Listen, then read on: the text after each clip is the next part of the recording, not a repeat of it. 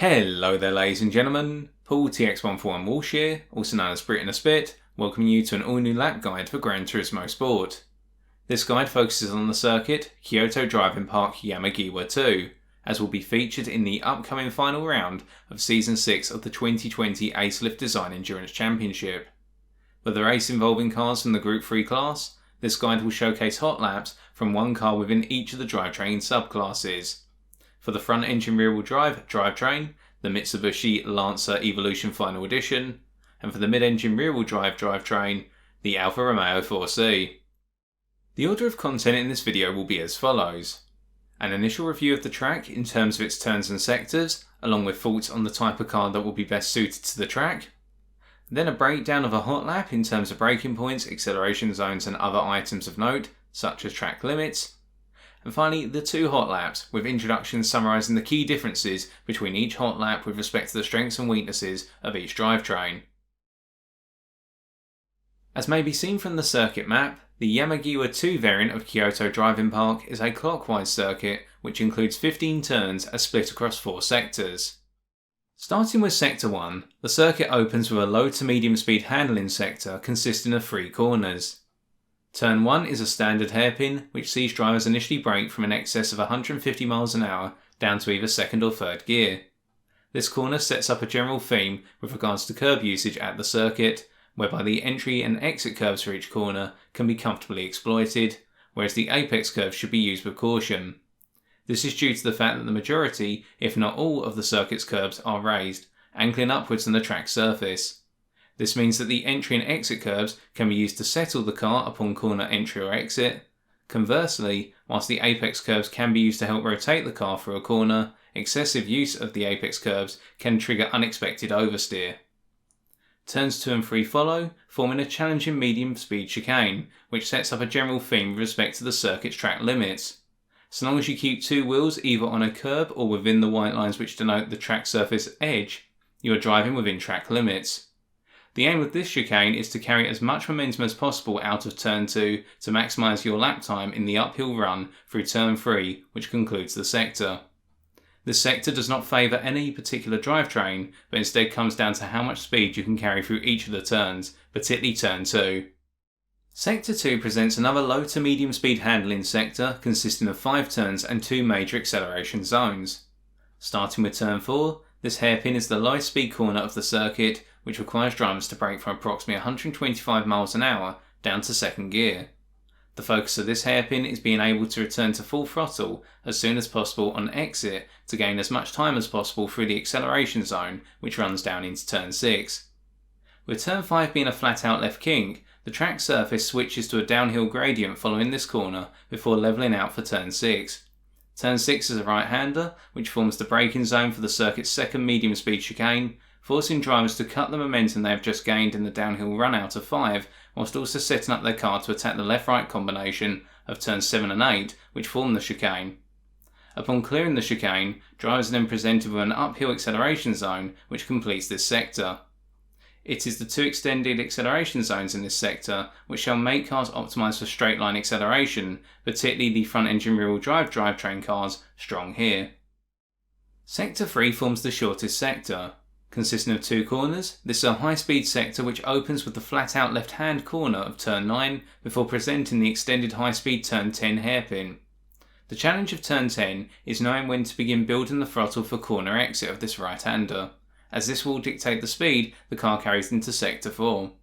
This becomes even more vital when it is noted that the exit of Turn 10 is uphill, meaning any time lost in building the throttle for corner exit is amplified by this uphill acceleration zone. As this sector has a major focus on setting up the car for corner exit in Turn 10, handling cars, particularly the mid-engine rear-wheel drive drivetrain, will excel in this sector. Containing the highest average speed of all the circuit sectors, the final sector presents a very different challenge from its predecessors. The first 4 corners, turns 11 to 14, form a high-speed downhill slalom which is all about carrying as much speed from corner to corner whilst also exploiting the curves as much as one dares to do so. With drivers reaching speeds in excess of 150 miles an hour due to this slalom, the final corner, turn 15, presents a similar right-hander to turn 10. However, the difference here is that the exit of turn 15 is much narrower than turn 10, forcing drivers to be patient in building the throttle by aiming for a late apex. Upon exiting this corner, it is a straight run to the start-finish line to complete the lap. Given this sector challenges drivers to carry as much speed as possible through the downhill slalom before focusing on setting up the car for the exit at turn 15, cars which are suited for high-speed handling, particularly the mid-engine rear-wheel drive drivetrain, will thrive in this sector. As this circuit provides a contrast of two low to medium speed sectors containing key acceleration zones versus two high-speed handling orientated sectors, I feel that this circuit is not suited to any particular drivetrain. Instead, the ideal car for this circuit is one which has the combination of strong acceleration and medium to high speed handling. Cars which combine these characteristics exist in both of the Gr.3 subclasses in respect to drivetrains.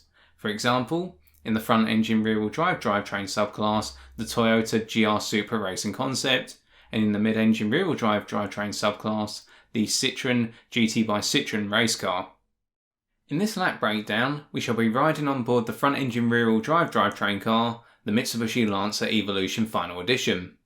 In terms of the car settings, balance of performance or BOP is on, racing super soft tyres have been fitted to the car, fuel and tyre wear are off, the brake balance has been set to 0 and traction control has been set to 0. These settings have been used for all the hot laps that should be shown in this video to provide a fair comparison between the laps.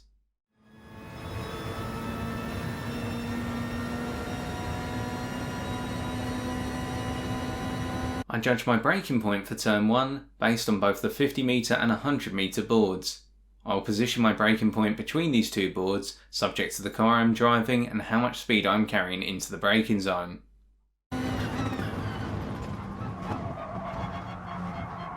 I judge my acceleration point for the exit of turn 1 based on this lamp or camera column. Once my car is aligned with this column, I shall begin to build the throttle.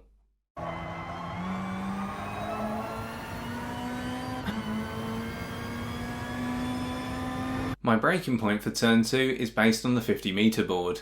I will adjust my exact braking point subject to the car I am driving.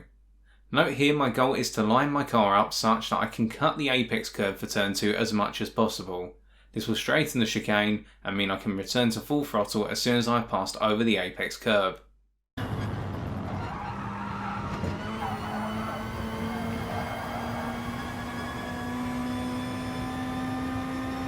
My braking point for turn 4 is the start of the entry curb on the left hand side of the circuit.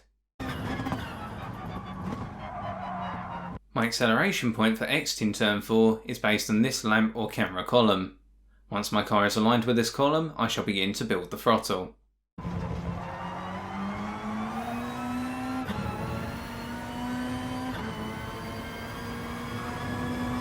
It should be noted that before entering the downhill run into turn 6, I am positioning the car on the centre left side of the circuit. This is so that I can start turning into turn 6 early as I begin the descent, helping me to control the car's momentum, which is exaggerated by the downhill gradient. The goal here is to place the car on the apex curve for turn 6 just before I brake for the turn 7 and 8 chicane. I judge my braking point for turn 7 based on where the safety barrier on the right side of the circuit switches from white to yellow. Note that as soon as I commence braking, I immediately start to straighten the steering to avoid potential snap oversteer. This is especially important in mid-engine rear-wheel drive drivetrain cars, as will be seen in the hot lap featuring the Alfa Romeo 4C. I judge both my lifting and turning points for turn 8 based on where the safety barrier on the right side of the circuit switches from white to yellow.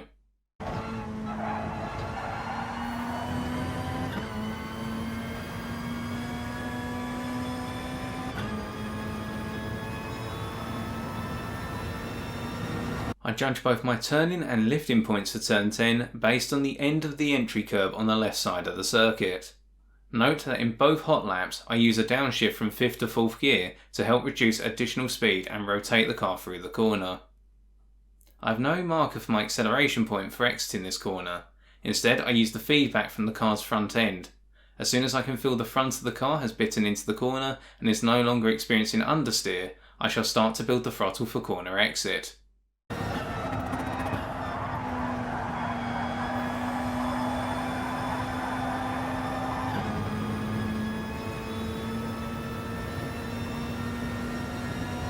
For turns 11 to 14, it should be noted that I do not hit the curbs head on, but instead aim to roll the car onto them.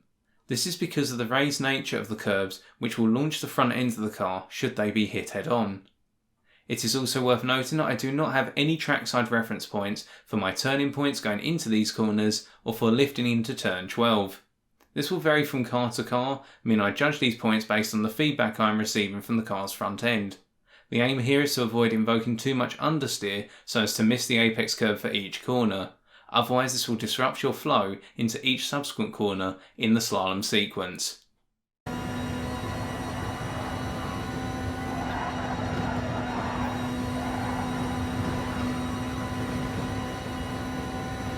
I judge my braking point for turn 15 based on both the 50-metre board and the two distant billboards on the left side of the circuit.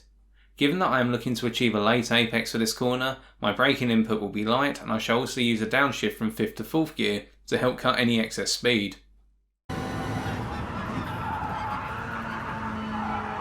My acceleration point is based on my visibility of the first two billboards which sit on the left side of the circuit at corner exit.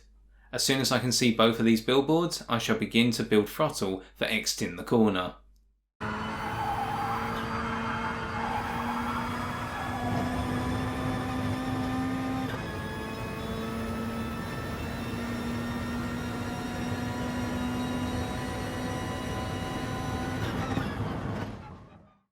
With the lap breakdown covered, it is time for us to take a look at the two sample hot laps, starting with the front engine rear-wheel drive drivetrain lap featuring the Mitsubishi Lancer Evolution Final Edition. This will be the uninterrupted version of the lap that was shown in the lap breakdown. The focus of this lap is in sectors 1 and 2, where the combination of the Lancer's stable handling characteristics and strong straight line acceleration in 2nd, 3rd and 4th gear allow it to gain lap time.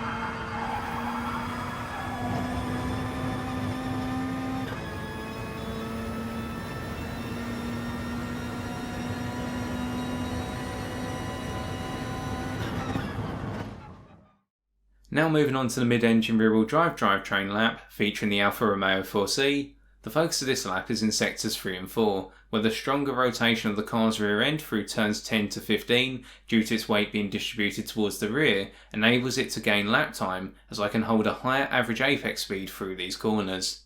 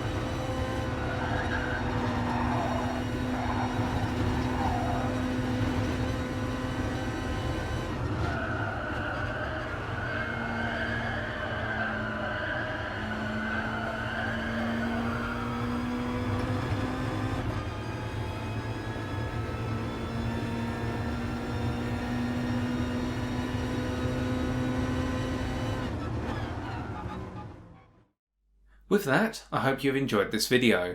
If you did, be sure to leave a like, comment or subscribe for future GT Sport videos. But until next time, as always ladies and gentlemen, stay safe, stay well and stay smiling.